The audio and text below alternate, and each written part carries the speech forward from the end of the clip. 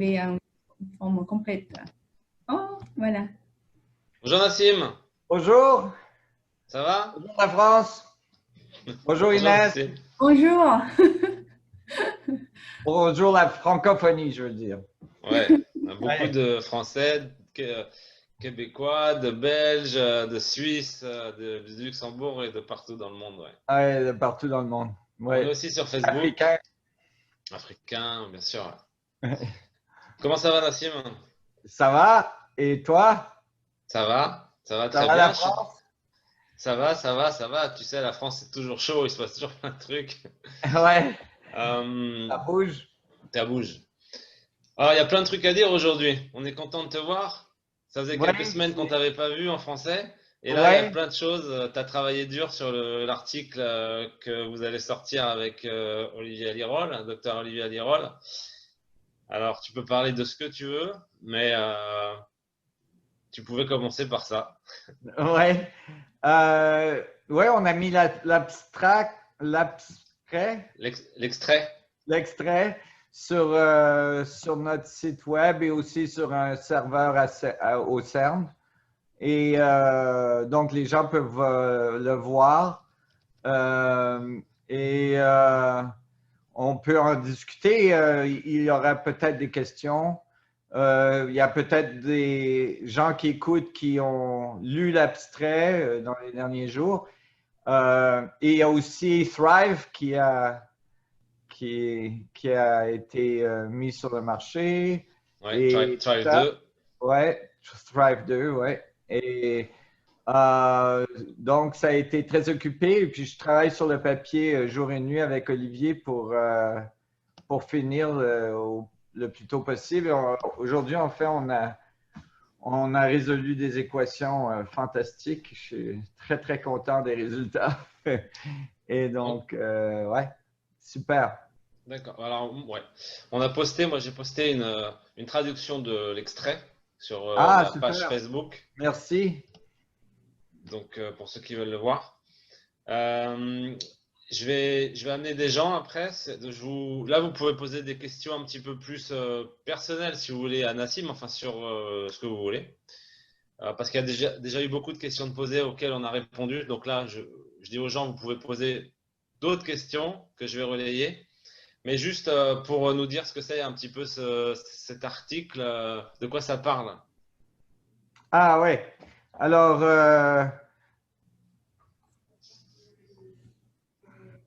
on débute le papier avec une solution statistique thermodynamique d'entropie pour décrire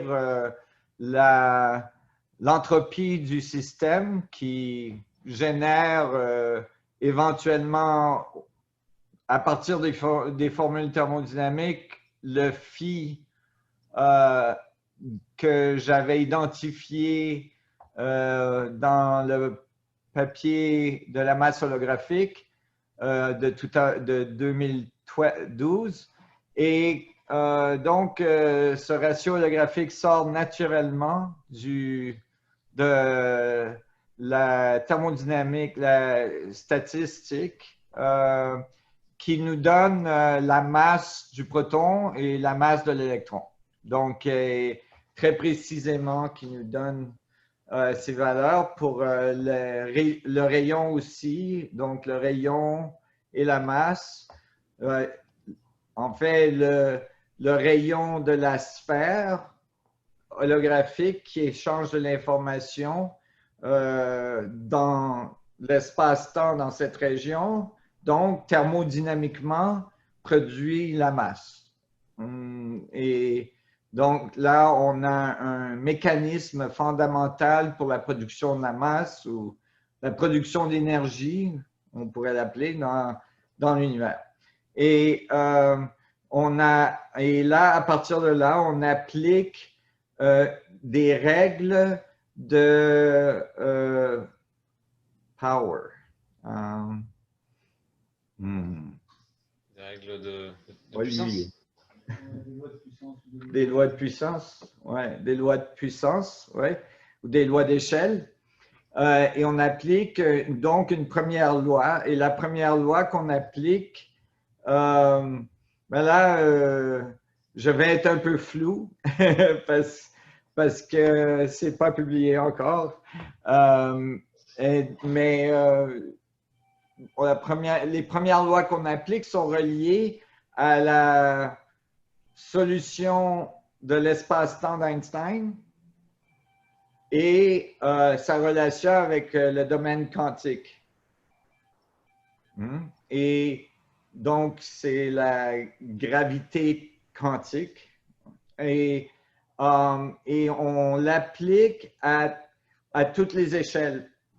Et on trouve une très bonne première approximation qui montre une relation entre les échelles de cette bulle holographique, si tu veux y penser comme ça, à travers les échelles. Et donc, on trouve, à partir du Planck, on trouve un premier échelon qui est 64-64 et après, on trouve, et donc, c'est comme un cristal qui grandit dans l'espace-temps et on trouve bien, avec un bon niveau de précision pour cette première approximation, le proton, l'électron, les planètes, les étoiles, les galaxies, les clusters et l'univers. Et toutes ces choses sont en relation de bandes très précises l'une à l'autre, où on peut voir la géométrie du cristal émerger. Tu vois. Et à partir de là, on voit que l'univers n'a pas fini de grandir. On voit le pattern et on voit que l'univers n'a pas fini de grandir. Et donc, il accélère. Et cette accélération produit des translations, des changements de vecteur, comment on dit en français? Degrees of freedom. Degré de liberté. Degré de liberté, merci. Merci Inès. Donc, des changements de degré de liberté dans le cristal, donc à cause de cette accélération, hein, tu peux penser comme une élasticité du cristal, right? L'élasticité du système, qui crée, Olivier et moi, on aime bien les appeler les poussières, c'est-à-dire des distorsions dans l'espace-temps qu'on identifie à une valeur spécifique et qu'on continue à fractaliser. Et quand on continue à la fractaliser, éventuellement, on arrive à des valeurs précises pour chacune de ces choses qu'on peut mesurer au niveau quantique. Au niveau cosmologique, on est au-dessus des niveaux de précision qui sont mesurés très rapidement, mais au niveau quantique, les constances, les particules sont mesurées avec très haut degré de précision et il y a des constances spécifiques qui ont des niveaux de précision de 10 à moins 13, c'est-à-dire 13 zéros après la virgule. Et donc, à partir de là, on peut voir si la quantification de nos poussières sont correctes. Et donc, on arrive très rapidement à 10-9 de précision.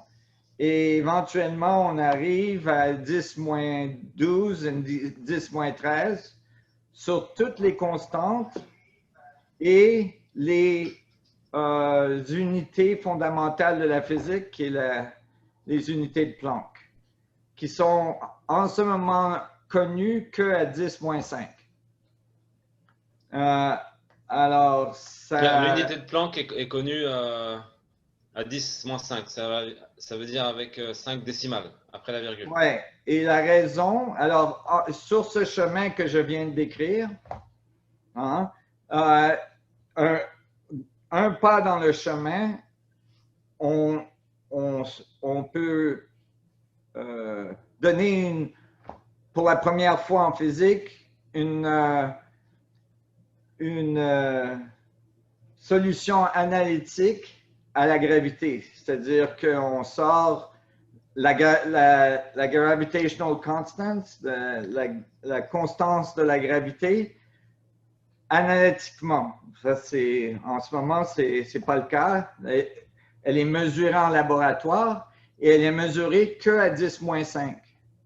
Alors, puisque G, la constance G est dans les équations qui donnent les unités de Planck, ça limite les unités de Planck à 10-5. Mais maintenant qu'on a une solution analytique, on a au minimum 10 à la moins 9 pour G.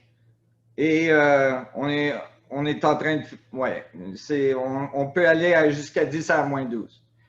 Et ça change tout en physique parce que tout d'un coup, les unités de Planck dans lesquelles tu peux écrire presque toutes les constantes en physique avec, maintenant sont connues à très haut degré de précision et la relation entre les différentes constantes et G deviennent claires.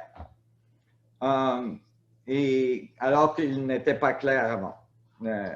Parce que là, on a une solution analytique qui relie les constantes. Alors, la constante de Rydberg constante, l'électron, la masse de l'électron, la masse du proton, le rayon du proton, et aussi les forces. Et donc, on adresse les forces, puisqu'il y a les forces qui sont en relation avec les horizons de ces différentes échelles. Et donc, on montre la relation entre les forces, les constantes et les particules. Et ça donne un résultat unifié de tous les SI units. Comment on dit? Les unités SI. Right? Toutes les unités de la physique fondamentale deviennent unifiées. Et le résultat, c'est que, par exemple, tu peux prendre une mesure dans toutes les mesures, la masse du proton ou le rayon de l'électron ou la Rydberg constante, tu vois, et tu peux sortir toutes les autres équations des constantes de physique et les forces à très haut niveau de précision. Ouais. Ouais. C'est ce qu'on appelle unifier la physique. Oui. Et les forces, oui. Oui. Ouais. Oui, parce que... Oui, mais c'est plus que les forces. C'est la physique au niveau le plus fondamental.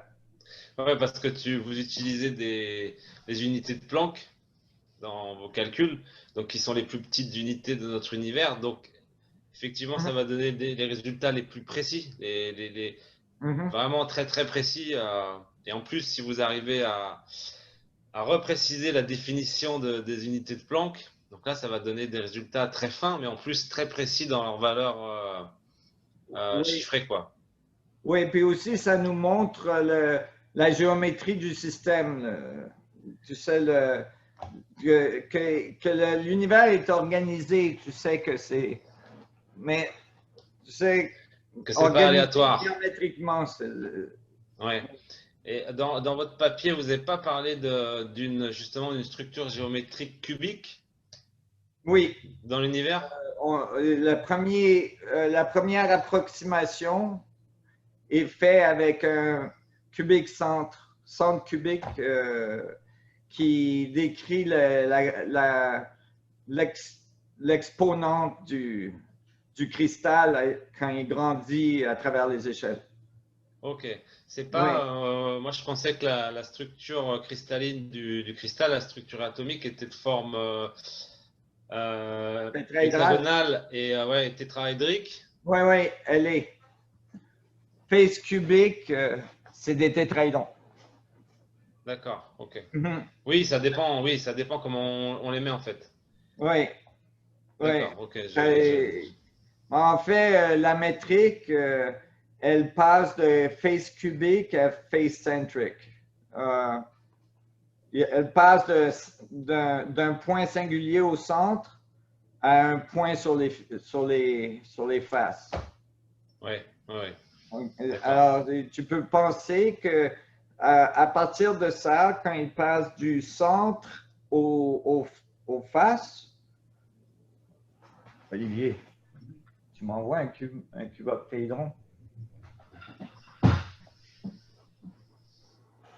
C'est plus facile avec les modèles. Alors, Une image vaut mille mots. Ouais. Alors, quand il est comme ça, c'est un vecteur équilibrium, un Vecteur cube équilibré. octaédron. Ouais. Et le cube octaédron, il est fait de 8 tétraédrons qui pointent vers l'intérieur. Donc, il y a un point dans le centre. Right? Mais quand il fait sa transformation, le point qui était dans le centre, c'est divisé en 6 points qui est l'octaédron. Et où il y avait un point dans le milieu, il n'y en a plus. Mhm. Right? Et maintenant, où il y a des points, c'est le centre d'autres cubes octaédrons. Donc, j'ai 6 cubes octaédrons qui ont été créés et un octaédron qui a été cavité. Mhm. Et on peut penser à ça comme l'information qui est transférée dans le cristal. L'entropie du système. Et donc, ce transfert à la surface de l'horizon de ces divisions de l'espace a un ratio très spécifique entre l'intérieur et l'extérieur, et ce ratio, c'est l'énergie ou la masse du système. Voilà, qu'on calcule, qu'on Dynamique. calcule de l'extérieur. Hein? Oui. Qu'on calcule de l'extérieur. Oui, qu'on calcule de l'extérieur. Excepté pour l'univers, qu'on calcule de l'intérieur. Ouais. Hein? Et celui-là, quand on le calcule, il nous donne la bonne réponse, le bon âge de l'univers, le bon rayon, le bon Hubble constant et tout ça. Et vous avez une idée de... c'est un article qui est prévu pour être publié bientôt? Oui, bientôt, dans les semaines qui suivent. D'accord, ok. Il y a une question qui est, tu vois, qui est très simple. On revient à ce qu'on explique là, l'unification des forces. Pour bien expliquer aux gens que la physique unifiée, c'est, en fin de compte, en physique classique, il y a quatre forces, on va dire.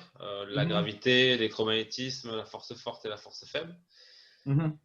Et que la théorie que tu proposes, elle unifie toutes ces forces. Ouais. Donc, voilà, comme disait Patrice, qu'on a essayé de faire venir tout à l'heure, mais son micro ne marche pas, j'ai cru comprendre que Nassim préparait une publication scientifique concernant l'unification des 4 forces fondamentales de la physique. Est-ce correct? Donc, c'est une autre façon de parler de ça, mais je pense qu'on peut bien simplifier les choses pour les gens, que ces 4 forces-là, en fin de compte, sont peut-être les 4 effets d'une même dynamique à différentes échelles. Oui, oui, absolument. Et toutes les constantes qui en découlent aussi, comme la gravité, et l'électromagnétisme, tu vois, qui est alpha et tout ça. En fait, oui. Il y a beaucoup qu'on pourrait dire là-dessus, mais ça peut devenir technique. Mais c'est sûr que tout d'un coup, les forces sont en relation l'une avec l'autre et ils représentent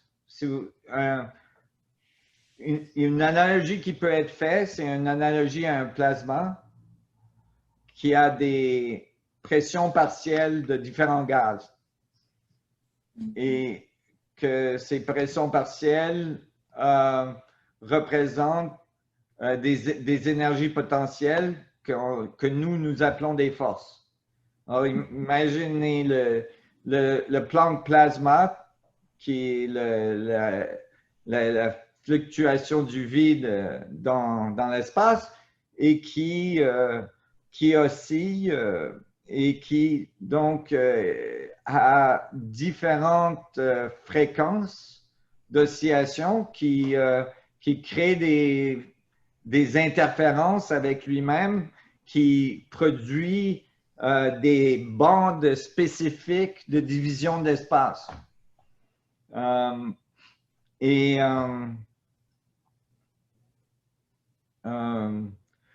Où j'allais avec ça, c'était quoi la question? Désolé, j'ai perdu le fil. La question, c'était pour expliquer simplement, en fait… les forces, oui.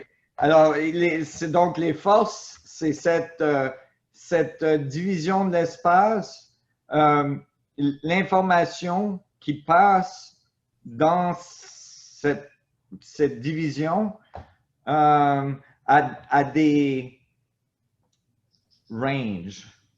Des ranges, non. Des distances? Ouais, des puissances, mais c'est… Des distances? Ouais, des capacités de… Des valeurs?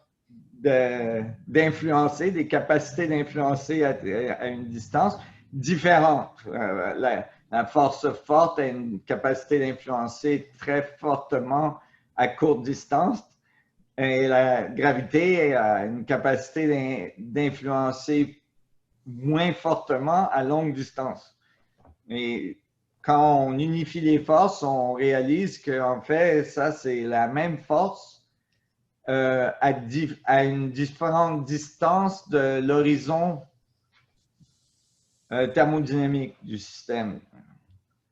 Oui, et dans l'énergie devient très haute près de l'horizon, mais très près, parce qu'il y a un effet relativistique, parce que la masse dilate et donc le système devient très énergétique.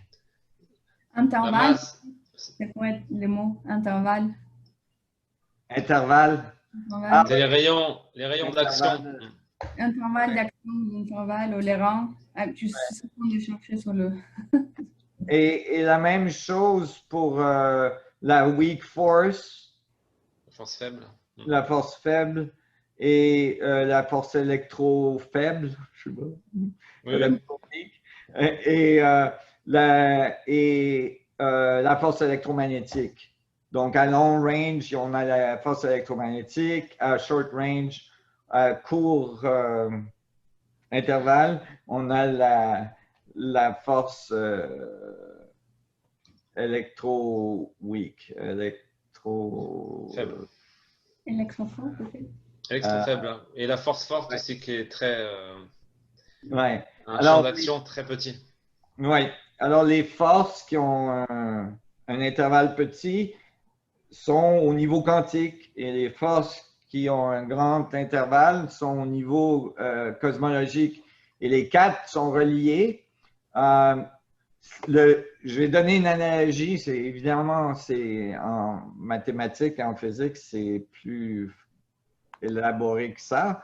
Mais l'analogie fondamentale, c'est que l'information qui passe de l'intérieur à l'extérieur, c'est l'information électromagnétique et l'information qui passe de l'extérieur à l'intérieur, c'est l'information gravitationnelle. Et les relations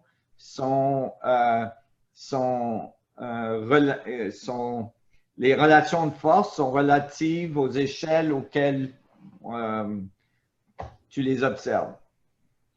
Donc, et dans la physique classique, la gravité n'entre pas dans l'action quantique, l'action à très petite distance. Donc, mais c'est que gravité rentre, c'est qu'on l'a appelé le strong force. On l'a appelé la force forte. C'est QCD et QED qu'on transforme. Et on montre que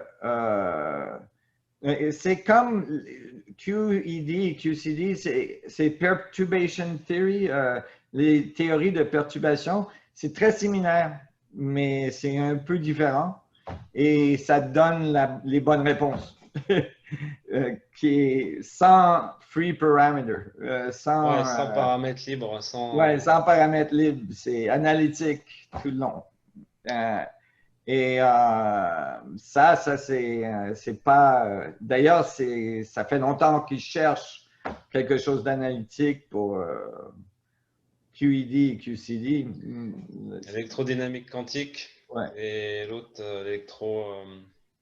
chromodynamique, c'est ça? Chromodynamique qui est la force forte. Et donc, et puis là, il y a asymptotic freedom qui est well check, mais ça, c'est à l'intérieur du proton. Là, je parle de la force forte à l'extérieur du proton et sa relation avec la gravité. Et donc, là, on a des relations analytiques entre toutes les forces, c'est-à-dire et les constantes. Et les bases. Donc, pour que les gens comprennent, c'est que en fin de compte, la nature fonctionne d'une façon. Quand on regarde la nature, elle n'est pas divisée. On peut voir les galaxies, on peut voir les planètes, on peut voir les étoiles, les systèmes solaires, notre propre planète, notre biologie, jusqu'aux atomes, jusqu'au Planck. Et tout ça n'est pas divisé. Fonctionne en un. Ouais. Mais les lois de la physique actuelles, telles qu'elles sont acceptées, sont en fait, n'arrivent pas à comprendre cette unicité. Ouais. Toi, les lois de la physique que vous travaillez décrivent cette dynamique d'unité entre toutes les échelles. Oui. Oui. C'est-à-dire que dans l'histoire de la physique, on a découvert des choses indépendamment qu'on n'a pas réalisé étaient connectées. Ouais. Et ça fait longtemps qu'on cherche les connexions et là, on les trouve parce que on est arrivé à des niveaux de précision assez grands pour voir que il y a des relations qui émergent dans les mathématiques qui sont nécessaires pour donner ces niveaux de précision. Tu vois. Et pour montrer, tu vois qu'une théorie soit consistante à travers toutes les échelles avec des très hauts degrés de précision, c'est indicatif que c'est très fondamental, c'est à la base de la réalité, mais le truc dans cette équation, c'est que tu as des fonctions non linéaires. Tu as un log-log, tu sais, mais tu as des fonctions non linéaires qui te disent que le système est ouvert. Le système est ouvert, c'est pas une fonction finie, tu sais. C'est une fonction infinie. Mais localement, tu peux observer et voir cette fonction, des itérations fractales localement, tu vois.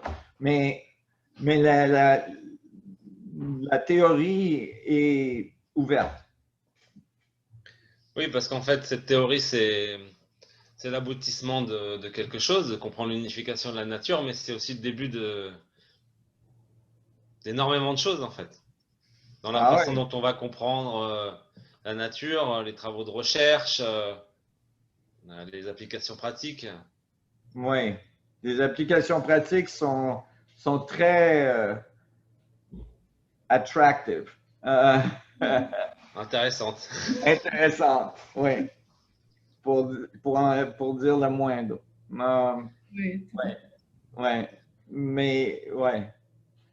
Mais là, ça peut devenir un peu plus difficile d'en discuter comme ça. Mais Oui, c'est évidemment qu'on peut voir tout de suite une relation entre l'électromagnétisme et la gravité, et la relation avec l'énergie, et toutes ces choses deviennent cohérentes, et la relation avec la masse. Et donc, Ouais. la relation avec l'inertie qui n'est pas compris en ce moment en physique. C'est-à-dire qu'on a les équations d'inertie, mais on ne sait pas d'où ils viennent, on ne sait pas d'où l'inertie vient fondamentalement. Et donc, là, on a aussi une relation avec epsilon zero, ou epsilon naught. Perméabilité du vide. Oui, la permittivité de vide. Et donc, il y a une compréhension de la physique au niveau mécanique avec un nouveau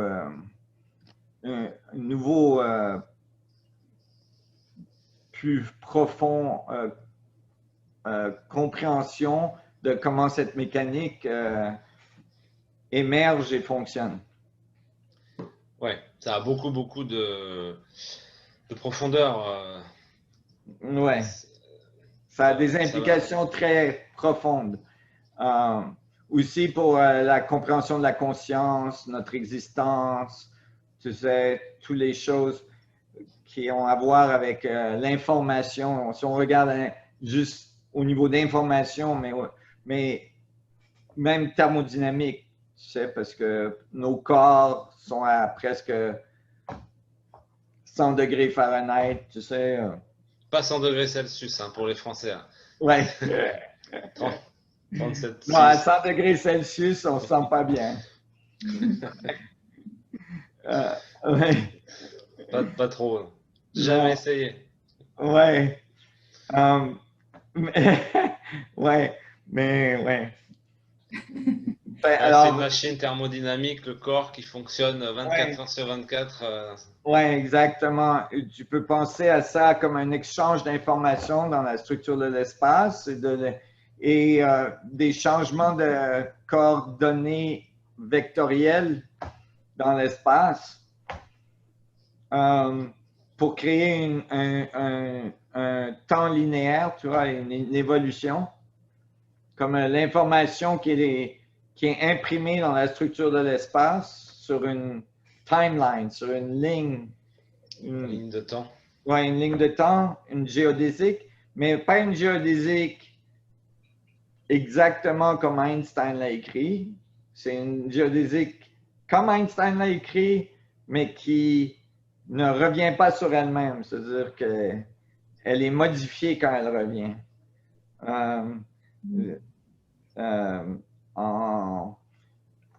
Dans les équations d'Einstein, les 4 vecteurs, les 3 vecteurs d'espace et le vecteur de temps, quand il fait le tour de la géodésique, il revient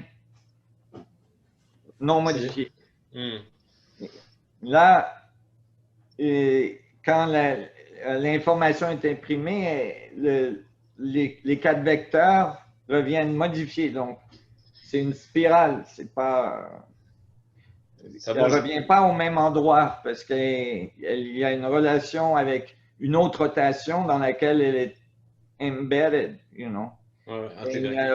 Et ça a une relation avec une autre rotation dans laquelle c'est, comment on dit, imbriqué ou ouais. Et donc, et tout ça à l'infini, mais la relation locale, donc, c'est que l'information est en constante évolution. Oui, c'est pas quelque chose de statique, c'est quelque chose de dynamique. Oui. Et cette dynamique, c'est ce qui éventuellement crée la conscience, tu vois, parce que l'information, puisqu'elle est en relation avec l'espace, et l'espace est intriqué, l'information est en relation avec le tout et le tout est en relation avec chaque point d'information. Parce que c'est tout intriqué. Pour l'univers, puisque c'est infini, ces relations sont infinies, pour l'univers, il n'y a pas de point de centre, il n'y a pas de temps linéaire, parce que chaque point est un morceau d'information qui représente ce point. C'est ce que je veux dire.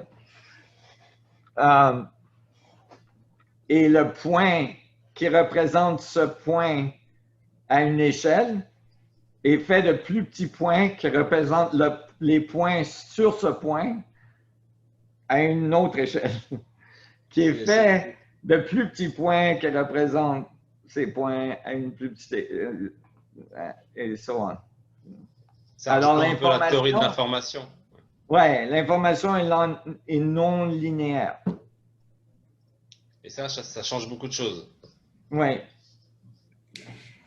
Oui. Oui. Ça me fait penser à une question qui a été posée tout au début en parlant de sous-Planck. On s'est posé la question si les lois de Shell changeaient, si les lois de la physique changeaient par rapport à l'échelle. C'est-à-dire qu'après de sous-Planck, ça serait une autre physique complètement différente. Donc, une bonne question, ouais. On appelait ça, certaines personnes appellent ça le mur de Planck, comme si derrière c'était différent. Oui.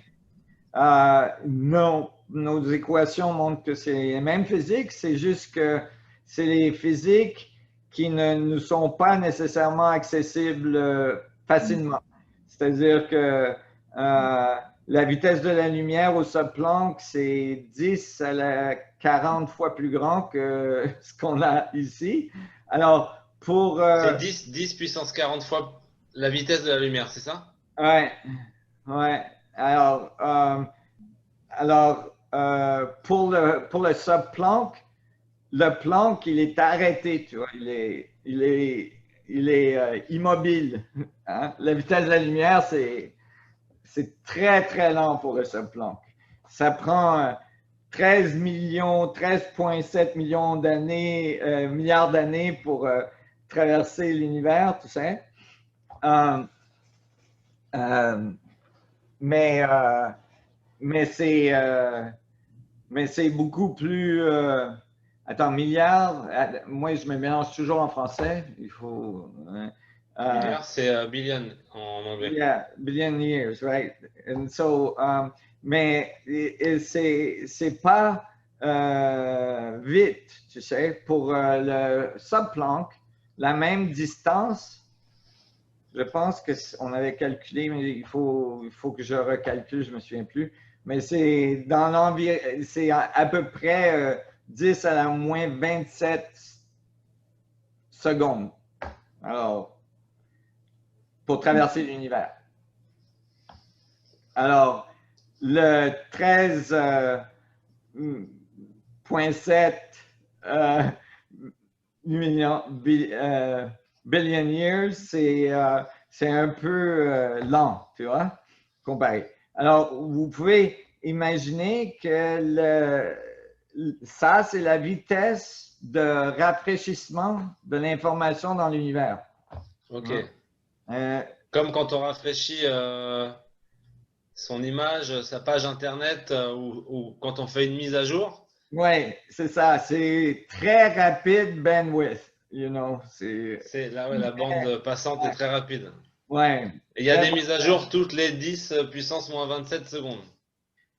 Ouais, exactement. Et donc, ça, tu peux penser à ça comme l'univers qui pense. Ouais, c'est la vitesse de la pensée de l'univers. Et donc, là, on peut penser aussi, on peut voir aussi que donc l'entropie, même si elle est très petite, hein, elle propage dans les échelles. Et quand elle propage dans les échelles, elle nous donne la masse, l'énergie, tout ça. Tu vois, c'est Mm. l'entropie, c'est les poussières qui leak. Tu sais, qui. Comment on dit leak? Ouais. Qui lit, Qui. qui lit, qui relie. Non, non, non, non, non, Non, non. ah, sorry. Wait. C'est Ah, quand qui fuite, tu fais un qui, trou dans un seau d'eau, tu sais, Ouais. perds Qui l'eau, fuit. comment. qui fuite. Qui fuit. Ah oui, c'est ça, c'est la fuite de l'univers. C'est ça, ouais. On peut penser comme ça. On peut le voir comme ça. Tu vois. Ouais. Mm. Et donc, c'est toutes ces nouvelles, tout ça, c'est cette nouvelle façon de voir le monde, qu'est-ce que ça va changer dans nos vies? Intérieurement déjà, notre façon de voir les choses, notre place dans l'univers, notre façon de vivre, d'être. Mhm. Ben, tu vois, déjà, si on comprend que tu sais, ce qu'on mesure en laboratoire qu'on appelle l'intrication, c'est la vitesse du subplanck. Ça nous apparaît instantané, évidemment. Mais là, on se rend compte que c'est l'entropie de cette intrication des particules dans l'univers qui crée ce système de self-organizing C'est ce système autosuffisant, quoi, ouais, vivant, pour dire. Ouais, Régénérant. ouais, mais organisé, qui s'organise tout seul. Auto-organisé, qui s'organise tout seul. Ouais, comme les cellules de ton corps, tu vois, ils s'organisent tout seuls. Il n'y a rien il n'y a rien dans l'univers qui aurait prédit, si c'était complètement aléatoire, que que tout d'un coup, des milliards d'atomes se mettraient ensemble, feraient une cellule, et que des milliards et des milliards de cellules se mettraient ensemble, et feraient un animal, éventuellement, ferait quelque chose qui pourrait se retourner et dire « Ah, comment je suis arrivé ici et c'est quoi cet univers? C'est vraiment. Les probabilités sont très très fines. On a dit tout à l'heure c'était 10 puissance 8896 pour qu'une probabilité pour qu'une cellule existe dans l'univers. Ouais. Et puis, juste à ce moment-là, quand la première cellule serait faite, s'il y avait un petit tremblement de terre et qu'il y a une pierre qui tombait dessus, ça prendrait un autre. Mais non, mais ça c'est une des trucs, mais que là, on peut enlever, parce que là, on comprend que c'est de l'information qui se propage dans le système. Là, et tu sais, c'est que les équations sont des équations d'itération, de retour. Tu vois. Alors, on voit qu'il y a un retour d'information. Tu te souviens, les forces, c'est l'information qui sort de l'intérieur à l'extérieur et les informations qui rentrent de l'extérieur à l'intérieur. Hein? Et donc là, on voit que le système, en fait, il a feedback. Il a la capacité de comprendre ce qu'il fait. D'échanger, de se nourrir de ce qu'il apprend. Oui, il est en relation avec l'extérieur et il est modifié par les vecteurs, les coordonnées ne reviennent pas au même endroit. Il est modifié par la relation avec l'extérieur. C'est comme un escargot qui marche, en fait, c'est une spirale qui avance dans une spirale, quoi. C'est ça. Ouais. Et ouais, parce que tu sais, l'escargot, il marche sur les fougères, tu sais, qui est une belle spirale. Et donc, où j'en étais? Ah oui, donc quand l'information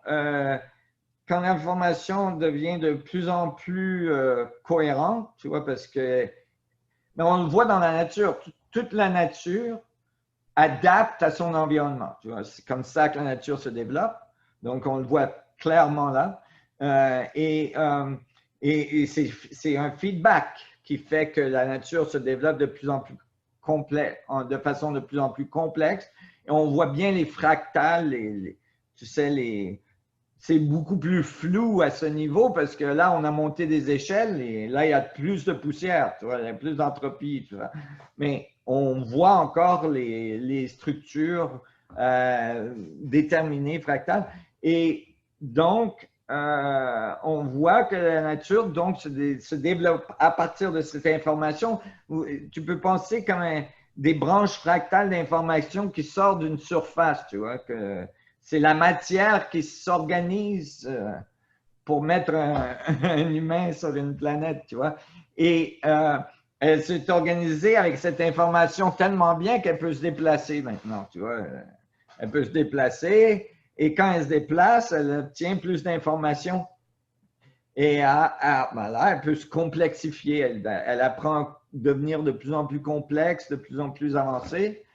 Et éventuellement, elle devient très, très avancée, très complexe, tellement bien qu'elle peut tout d'un coup réaliser qu'elle existe. Tu sais que, je suis là et il y a l'extérieur où j'apprends. Tu vois, là, j'apprends et là, je suis moi qui apprends. Tu vois. Et, mais le danger à ce moment-là, le sin original, c'est de penser qu'on est, c'est d'arriver à la conclusion qu'il y a l'environnement extérieur de moi et que moi, je suis séparé de ça. Là, il y a cette possibilité. Et si on prend cette conclusion, donc, si c'est presque inhérent que ça, ce sera la première conclusion de cette entité qui a été créée par l'information qui, hein, parce que c'est un sens d'indépendance, c'est le point qui regarde l'univers. Alors, il est assez limité pour regarder l'univers à l'extérieur. Il ne peut pas regarder l'univers très loin. Hein? Oui, maintenant, on peut, avec les télescopes, regarder plus loin et tout ça, mais je parle au niveau direct, textile. Physique. Ouais. Donc, on peut amplifier nos sens en utilisant des télescopes, des microscopes, des trucs, des machines, des machins, mais au niveau inhérent, on a appris à bouger, on s'est complexifié, et après, on a appris à amplifier nos sens, et on s'est complexifié encore. On est devenu plus avancé et tout ça. Hein? On a pu aller plus loin dans les atomes, on a pu aller plus loin dans l'univers, on a commencé à comprendre un peu notre relation au système. Mais on n'a pas beaucoup passé de temps à regarder à l'intérieur de nous au lieu d'à l'extérieur de nous. Hein? C'est-à-dire qu'on a regardé les atomes, mais on n'a pas nécessairement intégré le concept qu'on est fait de ces atomes. On a tendance à penser à des atomes qui sont à l'extérieur de nous. Et on a tendance à penser que ces atomes à l'extérieur de nous ne sont pas reliés aux atomes à l'intérieur de nous. On est séparés de ce système. Et là, on découvre que non, ils sont tous intriqués. Et en fait, c'est comme ça qu'on est arrivé à la conscience, la capacité de pouvoir s'observer nous-mêmes, qui est un effet de retour. Ouais, donc déjà, ça amène cette connexion à la nature, la théorie d'unification, ça amène cette reconnexion à la nature, à l'univers, à notre vraie nature, c'est-à-dire des émergences de l'espace, quoi, des émergences de la dynamique de l'espace, et qu'on est connecté avec tout. physiquement. Oui, exactement. On est le fait qu'on soit fait l'atome, mais même si on était fait juste du vide, qu'on soit fait du vide ou qu'on soit fait d'atomes, c'est la même chose. Et puisque le vide est partout, les atomes, ils sont des définitions du vide. Des endroits où le cristal, comment on disait alors? Leak. Fuite. À une fuite. On pourrait y penser même comme des imperfections dans le cristal, mais c'est pas tout à fait ça. C'est pas des imperfections. En fait, George Penrose, a écrit des papiers sur tiling qui décrit des tuiles, les Penrose tiles, qui reproduit des complexités infinies, c'est-à-dire le résultat est non linéaire à partir de relations simples de deux tuiles. Des tuiles qu'on met sur les toits des maisons, c'est ça? Non,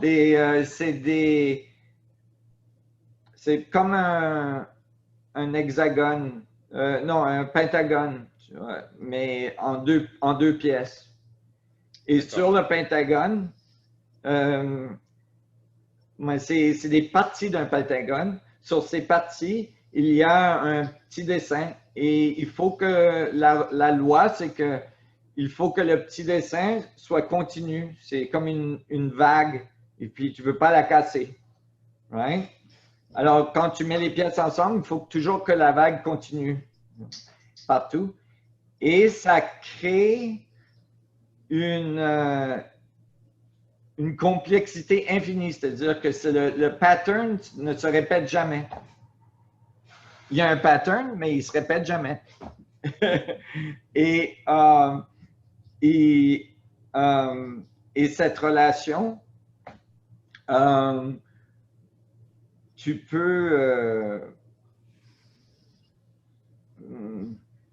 peux penser comme c'est des relations qui sont OK. Il y a une partie de ce tuilage, j'essaie d'utiliser ça premièrement comme un exemple, mais il y a une partie de ces tuiles qui est intéressante parce que si tu fais quelque chose de différent dans la loi, quand tu mets les tuiles, l'agencement, la façon dont on assemble les tuiles. Tu peux continuer à faire des tuiles peut-être pendant des milliers de tuiles, mais éventuellement, tu vas avoir un problème où tu ne pourras plus placer. Et donc, il faut que tu suis la loi. Et donc, la loi, on peut penser comme ça, c'est pas exactement ça. Il faut que j'utilise les mots corrects, mais la loi est non linéaire, c'est-à-dire qu'elle est en relation avec des endroits qui ne sont pas adjacents. C'est-à-dire que tu fais un changement quelque part et beaucoup plus loin, la répercussion est dans les échelles, tu vois. Et donc, il y a une relation analogique, tu vois, à ce qu'on a fait. Et d'ailleurs, je suis très content que Penrose vienne gagner le prix Nobel. Oui, parce que hier, le prix Nobel ont été remis à 3 physiciens. Je ne connais plus les 3, mais dont Penrose. Oui. Et donc, ça consacre, les trous noirs. Penrose qui a fait la théorie et c'est les deux autres qui ont fait les mesurements, les mesures. Oui, et une est une dame qui est très bien, qui fait des observations à Hawaï et qui est la 4e femme à recevoir un prix Nobel en l'histoire des prix Nobel, je pense. En physique. En physique, oui. Et donc, j'étais très content. Mais tu sais, c'est très intéressant que le prix Nobel a été donné pour les trous noirs parce que c'est vraiment pas dans le genre du prix Nobel. Premièrement, Penrose, c'est un ange. Moi, c'est un de mes héros. Je suis très content qu'il reçoive le prix Nobel. Mais aussi, c'est la théorie des trous noirs. C'est une théorie. D'habitude, le prix Nobel est donné à des mesures spécifiques, tu vois. Et d'habitude, ces mesures sont en laboratoire en physique quantique ou bien en laboratoire en physique cosmologique, par exemple, si c'est, par exemple, mesurer des ondes gravitationnelles en utilisant les interférométres. Et donc, des trucs comme ça, tu sais, mais la théorie des trous noirs, c'est plutôt ésotique, tu vois, et les trous noirs, oui, ils ont donné le prix Nobel à deux scientifiques qui ont, l'une qui a identifié le premier trou noir confirmé, l'autre qui a identifié une relation. Et là, mais dans tous ces cas, c'est une observation intermédiaire, pas directe du trou noir. C'est-à-dire qu'on observe le trou noir par la relation des objets en orbite autour du trou noir. Donc, c'est en fait une consécration par le comité de physique du prix Nobel que les trous noirs, ça existe et que les théories d'Einstein, de Wheeler, de Penrose, sont valides et qu'il y a des trous noirs et que ça veut dire qu'il y a des trous de verre et que ça veut dire que le vide, en tout cas, ça continue dans la trompette de Gabriel. De Gabriel, oui. Je t'ai vu dire ça hier en anglais. J'invite tous ceux qui s'intéressent, la trompette de Gabriel, c'est un peu c'est une surface infinie avec un volume fini, c'est ça? Correct, ouais. Ça lie fini et infini, quoi. Ça peut vous faire mal à la tête à penser un peu. Il faut y aller doucement, hein? Avec un petit thé ou quelque chose de... Mais quand vous pensez à une spirale, donc une trompette, et les mathématiques sont claires que vous pouvez avoir cette spirale avec une surface infinie, mais un volume fini, qui est en fait le concept fondamental de la singularité. Une courbure infinie. Oui. Donc, l'idée que vous pouvez avoir une information sur une surface, hein, comme une information holographique qui est sur une surface, qui est infinie. Donc, ça veut dire que toute l'information est entangled sur la même surface, hein, mais que le volume, c'est-à-dire que l'endroit, les coordonnées locales de ce système sont finies, peuvent être déterminées. Ça a l'air simple comme ça, mais moi j'ai regardé un petit peu aujourd'hui des vidéos dessus sur les maths. C'est pas si simple, mais c'est Oui. Non, mais c'est beaucoup plus simple que les tenseurs d'Einstein. mais surtout, c'est que tu peux avoir une solution analytique pour une surface infinie. qui est, qui est bien. Que le prix Nobel donne ce prix au trou noir, enfin il ne donne pas au trou noir, mais quelque part ça consacre aussi les trous noirs en physique. Oui. C'est intéressant parce que vraiment la physique, les physiciens s'intéressent de plus en plus aux trous noirs et c'est le lien en fait, c'est le pont entre la physique quantique et la physique d'Einstein, des grands objets du cosmos, donc c'est intéressant. Oui, oui, c'est sûr, c'est très bien et je suis très De content. singularité, on parle de singularité.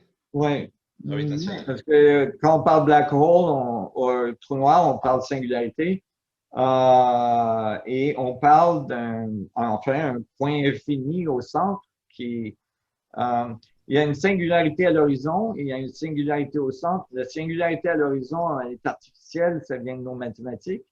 La singularité, c'est-à-dire que l'horizon est là parce que c'est la vitesse de la lumière, mais ce qu'on observe de ce côté de l'horizon n'est pas en relation avec, n'est pas accurate. Exact. Correct, ouais, en relation avec si le point de vue, le frame of reference, le cadre de référence. C'est le cadre de référence est pris à la particule, c'est-à-dire que la particule qui tombe dans le trou noir, elle expérience rien quand elle passe à travers l'horizon. Parce qu'elle elle continue d'accélérer vers la singularité. Ce que l'observateur à l'extérieur voit, c'est que le temps s'étend à l'infini. Et l'information est gelée dans l'espace. Donc, mais les dynamiques pour l'univers, la particule a continué vers l'infini, vers la singularité. Donc, le système est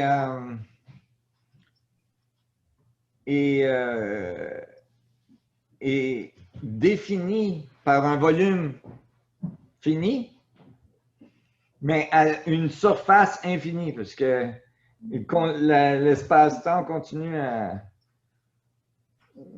aller vers l'infini. Et donc, mais là, on considère juste un trou noir. OK? Maintenant, considérez que ce trou noir est dans un plus grand et que ce trou noir est dans un plus grand, et comme ça, comme les poupées russes, mais ils ne sont pas russes et ce n'est pas des poupées. C'est des sphères. Et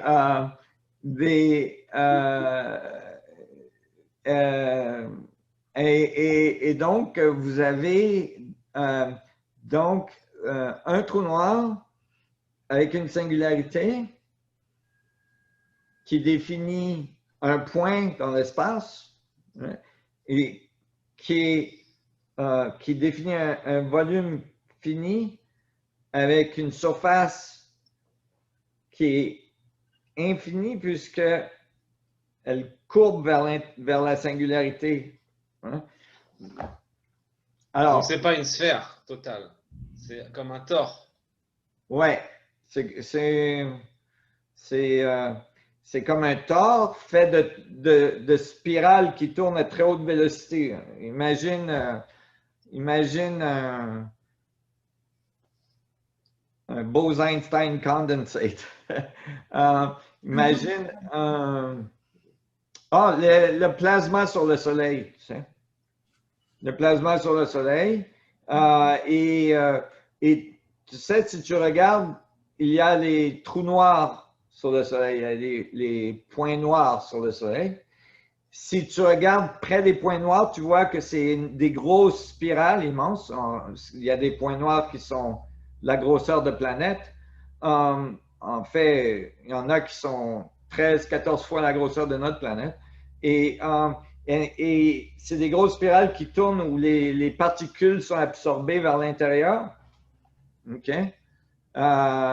Donc, et de l'autre côté, c'est-à-dire du centre, où c'est beaucoup plus froid, il y a les émanations électromagnétiques et des particules qui sont expulsées en même temps. Et de l'autre côté du Soleil. Hein? De l'autre côté du Soleil. Oui, par exemple, ces points noirs, si tu les regardes à la fréquence électromagnétique, c'est des points où il y a beaucoup de X-ray emission. Rayons X. Les rayons X sortent de ces endroits-là parce que quand les particules tombent, ils créent des rayons X. Ils émettent des rayons X. Et il y a de l'eau qui sort là, ça peut étonner les gens. Donc l'oxygène, l'hydrogène, et il y a du plasma, des champs électromagnétiques très grands. Et donc ça crée une force très dynamique entre ce qui sort et ce qui rentre. Hein? Ouais. Donc, ça, c'est un bon exemple, par exemple. Puis là, tu pourrais penser au Soleil dans notre galaxie. Alors, le Soleil dans notre galaxie, si tu regardes à partir de la galaxie, tu ne le vois plus parce qu'il est trop petit. C'est comme un atome. Il n'est plus là, tu vois, il est trop petit. Alors, tu peux voir la structure de la galaxie, ça, avec les bras de la galaxie et les vortex, les trompettes de Gabriel qui sortent comme ça. Hein? Et au pôle nord et sud de la galaxie, et on voit les étoiles qui passent dans ce qui s'appelle le halo de la galaxie et qui retournent comme ça, tu vois, ça fait des tores. Alors, ça, cette dynamique-là, donc il y a une dynamique de rotation du tore et une dynamique polodio, des pôles du tore. Et ces deux dynamiques sont comme les dynamiques de l'information qui passe dans le système. Mais au niveau galaxie, c'est des étoiles. Ouais. Ça doit faire bizarre quand on passe dans le centre, si on est toujours sur la planète, et qu'on suit le halo et qu'on rentre dans la singularité du trou noir au centre de la galaxie. Ça doit tirer un petit peu, non, sur les muscles. On espère que par le temps qu'une planète arrive à cet endroit, la civilisation qui habitait là a appris à utiliser la gravité pour déménager, tu sais, au bon moment. Ouais, c'est l'échelle de maturité, c'est d'aller du centre à l'extérieur, quoi. Ouais. C'est un an. Ouais, c'est un an galactique. Ouais, quand on sait marcher. Alors, ouais, c'est... non, mais aussi, il faut penser que les forces centrifuges sont très, très grandes. Alors, il n'y a pas beaucoup de matériel qui peut tomber dans le trou noir. Il y a très peu de matériel qui peut tomber dans le trou noir. Il faut être sur un vecteur presque égal au nord ou au sud pour être absorbé. Autour de ça, ça tourne très, très vite. D'ailleurs, les trompettes de machin, Gabriel. de Gabriel, si on les regarde à partir des observations qu'on a fait. Je ne sais plus combien près on est du goulot, du machin. Mais on est encore très loin et c'est déjà à 80% de la vitesse de la lumière. Alors, alors imagine une trompette de Gabriel qui a, bon, sur les quasars, ça peut avoir 1000 années, 1000 années-lumière, quelque chose comme ça. Et ça tourne à 80% de la vitesse de la lumière. C'est fait de particules, ça. C'est très... Il y a beaucoup de masse qui tourne très, très vite. Et donc, et il y a aussi l'effet de Lorentz, c'est-à-dire il y a la dilatation de la masse quand on approche les vitesses relativistiques. Donc, les choses ont tendance à foutre le camp, tu vois, plus qu'ils ont à tomber dans le système. À moins que tu sois très, très près de l'horizon. Si tu es très près de l'horizon,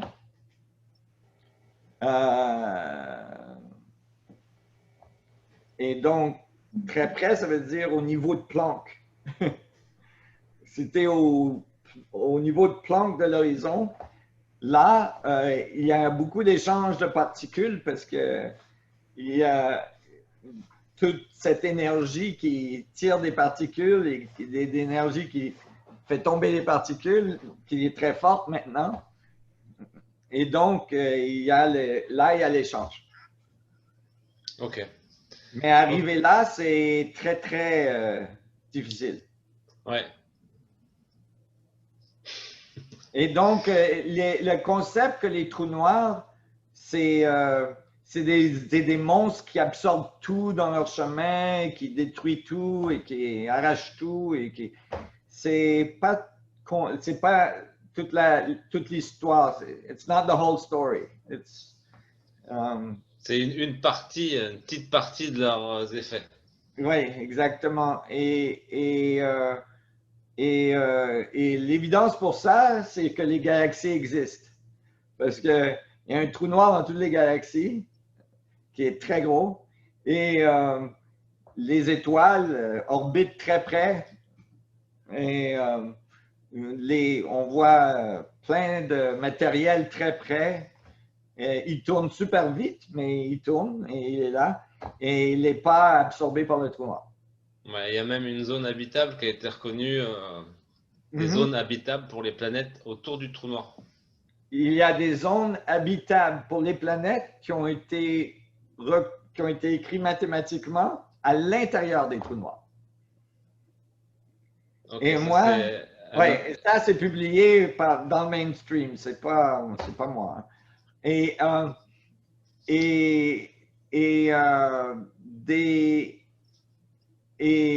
Moi, ça a été publié dans les années... c'était un nouveau professeur à l'université d'Indiana, I think, qui avait publié dans les années 80. Non, plus tard. Non, beaucoup plus tard. Dans les années 2008. 2008. Et ça donnait... donc, l'intéressant, quand j'ai vu ces équations, j'ai dit, ah oui, la preuve que c'est correct, c'est qu'on est en orbite à l'intérieur d'un trou noir qu'on appelle l'univers. Et oui, il y a des objets stables à l'intérieur des trous noirs parce que s'ils sont assez grands, il y a évidemment les relations de la force centrifuge et la force gravitationnelle et la force angulaire, gyroscopique, Coriolis et tout ça qui crée c'est pas tout qui tombe dans le centre. Ouais, c'est en fin de compte, C'est, comment dire, j'ai perdu mon idée. C'est Ah, des échelles, quoi. C'est des échelles. oui. Parce que si l'univers, ce qu'on voit à l'intérieur d'un trou noir, n'est pas ce qu'on voit à l'extérieur, et pour l'instant, faut, faut redéfinir en fait les trous noirs. Ouais. C'est pas une grosse redéfinition. C'est déjà tout là. C'est juste que ça n'avait pas été mis ensemble. Oui. Ok. Et Bon, merci beaucoup. ça, c'est que, tu vois, initialement, quand les trous noirs ont été décrits, ils ont été décrits sans la rotation et sans la charge. Et le résultat, c'est que si tu as un trou noir qui ne tourne pas, ouais, évidemment, il va tout absorber. Tout ce qui va arriver près va se faire. Il n'y a aucune force pour empêcher que. Mais si ça existerait, il n'y aurait pas d'univers, il n'y aurait pas il y aurait pas de galaxie, il n'y aurait pas. Ouais. Le premier trou noir aurait tout absorbé il y a très longtemps. Et on n'en serait pas là. Tu vois. Mais, mais, mais évidemment, on est là et on voit des trous noirs. Alors, c'est sûr qu'il y a des orbites stables. Tu sais. Et donc, de ce que je parlais à propos du Soleil aussi, ça pourrait être, sans choquer trop les gens, notre Soleil peut être un trou noir aussi, sans problème. C'est-à-dire que oui, on peut décrire le Soleil comme un trou noir. D'ailleurs, le Soleil, c'est un black body radiation. C'est un parfait black body radiation. Je ne sais pas comment on dit ça en français. Le rayonnement d'un corps noir. Ouais, la base de la science quantique qui est écrit, et thermodynamique, qui est écrit, le Soleil, c'est un exemple parfait de ça. Et on voit très bien que les particules sont absorbées, que c'est un X-ray emitter, que tu sais, ça a toutes les particules, ça a toutes les fonctions similaires. Les étoiles ont les exemples, tu sais, avec un orgosphere, avec du plasma qui tourne autour. Ouais, et aussi le Soleil résonne comme une, tu sais, et pour qu'une étoile résonne, et toutes les étoiles résonnent, il faut que l'intérieur soit vide. Tu ne peux pas avoir un résonateur comme ça qui est plein. Il a besoin d'une boîte de résonance. Et donc, si on prend la masse de notre Soleil et on réalise qu'elle n'est pas homogène, alors, il y a une partie de la masse qui fait le plasma qu'on voit, qui est très épais, et une partie qui a été absorbée à la singularité au centre. Et cette partie, donc, est vide avec une singularité au centre. Et ça explique beaucoup de choses qu'on voit sur le Soleil. Et surtout, ce modèle explique la relation entre le Soleil et les galaxies et l'univers, les protons aux électrons, les Planck aux protons et tout ça. Ça vient tous ensemble, tu vois. Et donc, le fait qu'on voit des trous noirs après que les étoiles explosent, c'est parce que le trou noir était déjà là. C'est pas qu'il a été créé. Alors, là, déjà, ça, c'est l'équation qui vient de recevoir le prix Nobel. Alors, ça risque de la modifier un peu, mais ça donne le même concept. C'est-à-dire que l'énergie est conservée. Ce n'est pas que son équation est fausse, c'est que l'énergie est conservée. Ouais. Ok. Merci Nassim. Je suis désolé, il est tard et oui. Il y aurait plein de questions encore. Mais non, il te retourne aussi. Ouais. Peut-être, j'espère on espère tous les francophones, espèrent au mois prochain, si tu peux, ce serait super au mois de novembre, une séance comme ça, une petite heure, tranquille, Oui. avec les questions de tous les gens, ce serait super. Et merci beaucoup. Ben, c'est mon plaisir. On n'a pas pris beaucoup de questions. La prochaine fois, on en prendra Ouais. plus. Ouais, ouais, c'est vrai. Parce que les gens les avaient posés au début et après ils en ont posé moins et puis c'était pour ça. Mais c'était, Ouais. je pense que Ouais, c'était mais je pense déjà. que j'ai vraiment apprécié tout ce que Nassim m'a raconté. Donc, je pense que c'est justement pour ça qu'ils n'ont pas posé des questions parce qu'ils étaient complètement mis dans l'histoire qu'ils racontent. Donc, L'histoire de l'univers. donc, je pense qu'ils étaient ouais, dedans. Donc, c'est pas un Ben, problème. bonne Merci soirée. Nassim, merci Inès. Merci à tous. Bye bye. Merci à tous d'avoir vu Bye. cette émission et au mois prochain. Au revoir. Au revoir. Bonne nuit. Au revoir, bonne nuit, bon après-midi.